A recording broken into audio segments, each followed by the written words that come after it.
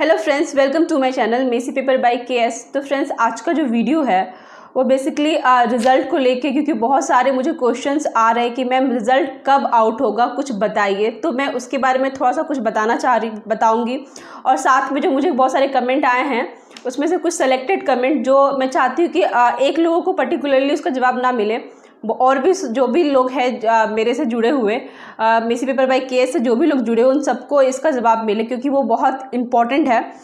तो friends start करते हैं। और स्टार्ट करते हैं फ्रेंड्स। तो जो पहला मैं यहाँ पे बता दूँ कि बहुत लोगों ने पूछा है कि मैम रिज़ल्ट कब आएगा, कुछ अपडेट दीजिए, कुछ बताइए। कुछ जैसे कि मैं नाम ले लूँ, अजय, विश्वकर्मा, राहुल, आदित्य, रोयल, ऐसे और भी बहुत सारे लोग हैं जिसने बहुत कमेंट किए कि मैम रिज़ल्ट कब आएगा। और साथ ही एक और आद्या कुमारी ने पूछा है कि ma'am can you give us infos regarding counselling, कि अब डॉक्यूमेंट सबमिट करने के बाद क्या होगा। डॉक्यूमेंट जो उन लोगों ने सबमिट किया है काउंसलिंग में, उसके बाद बेसिकली क्या होगा। I check the portal every day and it says waiting schedule for BFA। ठीक है, तो मैं बता दूं यहाँ पे कि जो आप लोगों ने पहले तो अपना प्रैक्टिकल दे दिया है, उसके बाद उसमें था कि आप लोग का काउंसलिंग होगा इन द सेंस कि सिर्फ आप लोगों से डॉक्यूमेंट्स लिए जाएंगे। ठीक है, तो फ्रेंड्स यहाँ पे मैं एक चीज़ क्लियर कर दूं कि मेरी ही जूनियर स्टूडेंट जिन्होंने प्रैक्टिकल का एग्ज़ाम दिया है, तो जब वो प्रैक्टिकल का एग्ज़ाम दे के निकली थी तो वहाँ पे वो टीचर से पूछी थी कि सर इसके बाद प्रोसेस क्या होगा। तो वहाँ जो टीचर्स वहाँ पे आप लोगों के जो डॉक्यूमेंट्स ले रहे थे, उनका कहना था कि फ़िलहाल आपके पास जो भी डॉक्यूमेंट्स है वो सबमिट कर दीजिए, साथ ही एक नंबर दे दीजिए, उसमें आपको कॉल आएगा अगर जो भी डॉक्यूमेंट्स बचा हुआ है उसको फिर बाद में सबमिट कैसे करना है।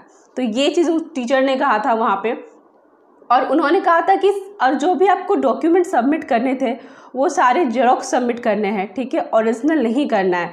यहाँ पे भी कुछ लोगों ने, कुछ स्टूडेंट ने गलती की कि अपना प्रैक्टिकल का जो थ्योरी और कंपोजिशन का जो भी और थ्योरी का जो एडमिट कार्ड आता है ओरिजिनल सबमिट कर दिया है बहुत लोगों ने, क्योंकि मैंने बहुत लोगों का मैसेज अपने पे कमेंट में भी पढ़ा था कि बहुत लोगों ने ओरिजिनल सबमिट कर दिया। तो फ्रेंड्स, ओरिजिनल सबमिट नहीं करना होता है। आपने अभी ओरिजिनल सबमिट कर दिया, एडमिशन के टाइम अगेन ज़रूरत पड़ी तो फिर आप क्या करेंगे।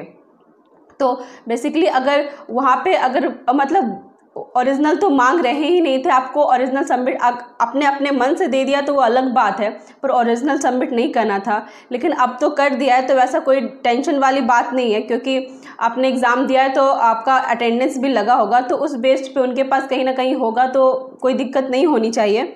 लेकिन जब भी ध्यान रखें कि जब भी आप लोग अपना जो भी सर्टिफिकेट आप जब सबमिट कर रहे हैं तो ओरिजिनल कभी लगता नहीं, सिर्फ TC ओरिजिनल लगता है। एफिडेविट अगर रिक्वायरमेंट है तो एफिडेविट ओरिजिनल लगता है, और एफिडेविट अगर आपको पता नहीं तो मैं अभी आगे बताऊंगी कि एफिडेविट होता क्या है। तो एफिडेविट लगता है ओरिजिनल, और TC लगता है, बाकी कुछ ओरिजिनल लगता नहीं है, बाकी सबका जेरोक्स लगता है।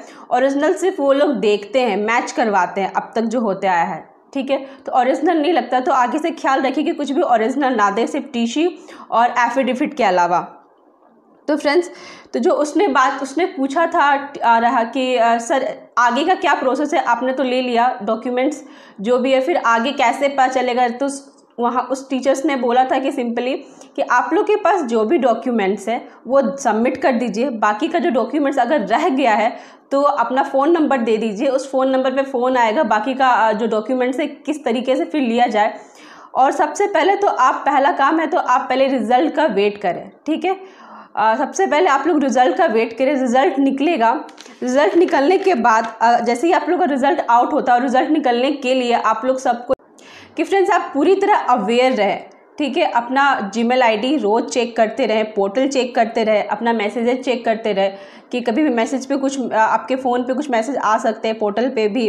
तो बस आपको पूरी तरह अवेयर रहना है। और जैसा कि मैंने बताया कि पहले आपका रिज़ल्ट आएगा, रिज़ल्ट आउट होने के बाद जो आपका काउंसलिंग पोर्टल 2020 आप देखिएगा, जब आप अपना bhuonline.in आप जब सर्च कीजिएगा, उसके बाद जब आपका साइट खुलेगा तो नीचे लिखा रहेगा, नीचे आओगे तो वहाँ पे लिखा रहेगा काउंसलिंग पोर्टल 2020, तो वो जो लिंक है वो खुल जाएगा। उसके बाद आप अपना जो भी डाला, आप अपना लॉगिन करना, रोल नंबर या जो भी जीमेल आईडी जो भी डाल के लॉगिन करना। उसमें आपका पूरा रूल रेगुलेशन सारा कुछ मेंशन रहेगा कि आगे का प्रोसेस क्या है, आगे का प्रोसेस क्या है, एडमिशन का जो भी है उसमें सारा लिखा रहेगा। तो अभी तक तो वो आया ही नहीं, अभी तक आपका रिजल्ट आया नहीं, तो सबसे पहले आप अपना रिजल्ट का वेट करें। और साथ में कुछ आया था कि मैम मेरिट लिस्ट का भी मैंने जिक्र किया था, जैसे कि एडमिट कार्ड में लिखा था कि 20 को मेरिट लिस्ट आउट होगा, ठीक है।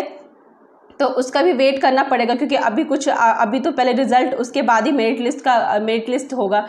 तो वो कहना था कि कमेंट में कि मैम मेरिट लिस्ट निकलेगा तो कैसे देखेंगे मेरिट लिस्ट, क्योंकि अब तक का जो मेरिट लिस्ट निकलता है, क्लास में काउंसलिंग होती है, काउंसलिंग के नेक्स्ट डे मेरिट लिस्ट का जो लिस्ट होता है वो क्लास में चिपका रहता है, मतलब कागज़ पे लिख के। तो इस बार तो ऐसा कुछ सीन नहीं है। तो मैं भी, जहाँ मैं कंफर्म नहीं कर रही हूँ, मैं भी जो काउंसलिंग का जो लिंक दिया है उसमें कुछ मेरिट लिस्ट आए, उसमें कुछ दिया रहे, मेरिट लिस्ट के बारे में बता रहे। तो ये तो पहले आपको अब वेट करना पड़ेगा। सबसे पहले आपको अपना रिजल्ट का वेट करना पड़ेगा, अवेयर रहना पड़ेगा, अपना चेक करते रहिए। उसके बाद काउंसलिंग में देखिए कि उसमें क्या सारा रूल्स रेगुलेशन जो भी शेड्यूल है क्या लिखा रहता है, उसके बाद ही कुछ। और साथ में जो भी मुझे पता चलेगा, जैसे ही मुझे पता चलेगा, मैं हर चीज़ का एक अपडेट आपको देती रहूँगी। इसके लिए आप बेफिक्र रहें, ठीक है। जो भी BHU की तरफ से जो भी अपडेट्स आएंगे मैं भी चेक कर रही हूँ, मैं भी आप लोग के लिए। तो फिर आप इसके लिए थोड़ा सा निश्चिंत रहें, लेकिन हाँ, अपना आप पोर्टल रोज़ चेक करती रहें, कभी भी आ सकता है। और जो भी इन्फॉर्मेशन होगी मैं रोज़ मैं आपको जैसे ही कुछ आएगा मैं आपको ज़रूर बताऊँगी। और साथ ही फ्रेंड्स यहाँ पे बता दूं कि कुछ, जैसे कि अभी मैंने बताया था कि एफिडेविट क्या होता है, ठीक है। जिनको पता नहीं है कि एफिडेविट क्या होता है तो मैं बता दूं। एफिडेविट का है, जैसे कि मान लीजिए आपने अपना जो 12th है वो 2018 में किया, और BFA का एग्ज़ाम 2020, BFA एंट्रेंस का एग्ज़ाम 2020 में दे रहे हैं आप। तो जो 2018 में क्या 2019 का जो गैप गया है आपका, उस गैप के लिए बनवाना पड़ता है एफिडेविट। जब भी आप 12th किए, 12th के बाद का जो गैप होता है एंट्रेंस तक का, अगर गैप नहीं है तो ज़रूरत नहीं है करवाने की। मान लीजिए 2019 में आपने 12th दिया और 2020 में आप एंट्रेंस दे रहे हो, तो गैप है ही नहीं, तो एफिडेविट बनवाने की ज़रूरत नहीं है। अगर गैप है तो उस कितने साल का गैप है, आपने उस साल में क्या किया, उसके लिए एफिडेविट बनवाना पड़ता है। लाइक कि एफिडेविट कि हाँ इस साल मैंने कुछ किया नहीं, बस तैयारी की, तो उसलिए एफिडेविट की ज़रूरत पड़ती है। और मान लीजिए कि उस साल के दौरान आपने कोई कोर्स किया है, कोई कुछ भी कोर्स किया है, कंप्यूटर ही मान लीजिए कोई भी कोर्स किया, तो उसके लिए आपको सर्टिफिकेट देना पड़ता है।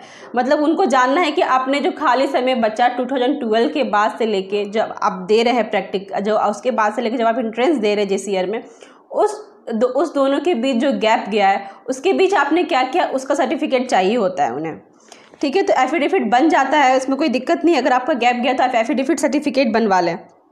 एंड एक क्वेश्चन, और जो कुछ क्वेश्चंस आए हैं मुझे, लाइक सूरज कुमार जिनका क्वेश्चन था कि मैम वो शॉप कहाँ है, मतलब जो मैंने मटेरियल का, अभी कल ही मैंने मटेरियल का जो लिंक, मटेरियल का जो वीडियोस डाला था, जो मैंने मटेरियल खरीदा था, तो उनमें उनका कहना था कि मैम मटेरियल कहाँ मिलेगा।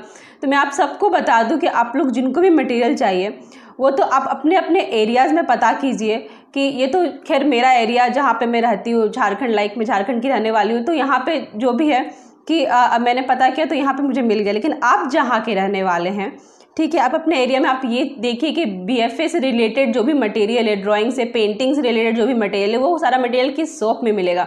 आप ऑनलाइन सर्च भी कर सकते हैं लिख के।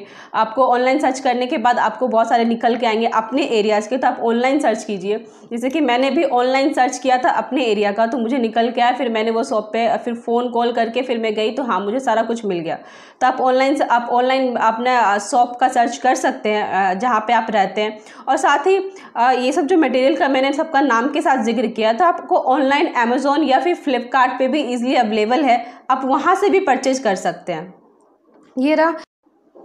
नेक्स्ट क्वेश्चन है अभिषेक कुमार का, जिनका क्वेश्चन है 2021 की तैयारी के लिए कौन सा बुक सही रहेगा। जो अब नेक्स्ट ईयर में जो प्रिपरेशन करेंगे, जो भी है, जिनका नहीं इस बार थ्योरी क्वालिफाई हुआ है, या फिर और भी बहुत सारे ऐसे स्टूडेंट हैं जो 2021 के लिए प्रिपरेशन करना चाहते हैं, तो मैं यहाँ पे उन सबको बुक रिकमेंड कर देती हूँ। जो भी लोग 2021 में प्रिपरेशन करना चाह रहे हैं तो आप बुक ले लें। बुक में मैं बता दूं, सबसे जो पहला बुक है मैं आकृति का चित्रकला बुक, ये बुक है जो 3 पार्ट में है। ये बुक 3 बुक आएगी, आकृति का चित्रकला बुक, पार्ट 1, पार्ट 2, पार्ट 3। एक भाग 1 रहेगा आकृति का चित्रकला पार्ट 1, आकृति का चित्रकला पार्ट 2 एंड आकृति का चित्रकला पार्ट 3। तो ये बुक बहुत ही ज़्यादा अच्छा बुक है। इसके बाद रिकमेंड करूँगी कि मैं कि राशि रस्तोगी का नोटबुक अगर मिलता है, क्योंकि ये बुक शायद हर जगह अवेलेबल नहीं होगा, तो राशि रस्तोगी का नोटबुक अगर मिल जाता है तो आप उससे प्रिपरेशन कर सकते हैं। और थर्ड, आप कला सैद्धांतिक बुक अगर ये भी मिल जाता है तो आप इससे भी BHU BFA का, BHU के लिए ही क्यों, आप DU के लिए और भी अलग यूनिवर्सिटीज़ के लिए, आप BFA के लिए मेनली BFA, चाहे आप कोई भी यूनिवर्सिटी का कर रहे हैं तो मेनली BFA के लिए आप ये बुक्स पढ़ सकते हैं। ये बहुत ही अच्छे बुक्स हैं, तो आप इस बुक से आप पढ़ाई कर सकते हैं।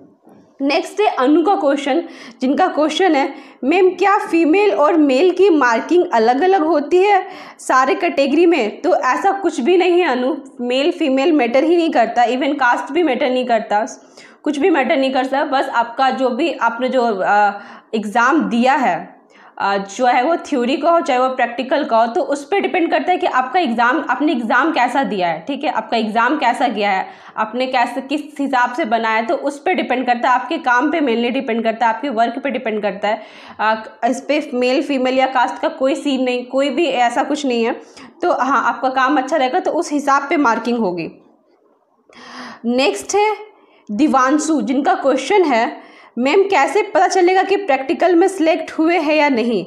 तो हाँ, जैसे कि मैंने अभी पहले ही बताया था दिव्यांशु कि आपको कैसे पता चलेगा, सबसे पहले आपका रिजल्ट आएगा, आप अवेयर रहे अपने रिजल्ट के लिए।